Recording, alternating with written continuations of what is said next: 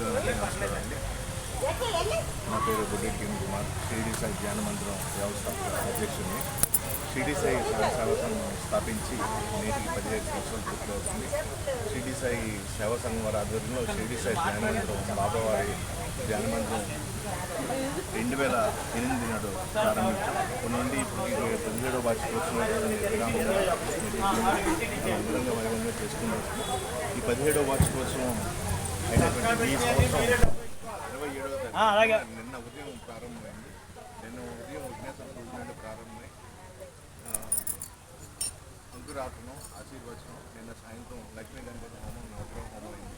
ఇప్పుడు షిరిడి సాయి మౌనమంత్రి జపం మోదీ జరుగుతున్నాయి.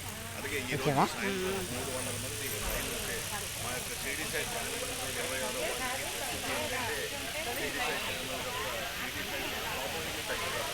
ఈ సచివాలయం 300 మంది మహిళలతోటి మేము ప్రతి ఏటా చేయిస్తూ ఉంటామండి.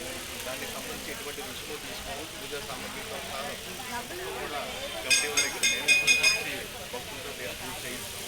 అత్యంత అంగరంగ వైభవంగా జరుగుతుంది ఈరోజు అలాగే ప్రధాన రేపు 29వ తేదీ నాడు బాబావారి అగ్ర ప్రతిష్ట అయింది కాబట్టి రేపు ఉదయం నుంచి కూడా బాబావారికి అత్యంత ప్రీతికరమైన పంచామృత అభిషేకంలో అలాగే విశేష అలంకరణ జరుగుతుందండి. అనంతరం 1008 లడ్డూలతోటి సహస్రనామార్చన కార్యక్రమం జరుగుతుంది.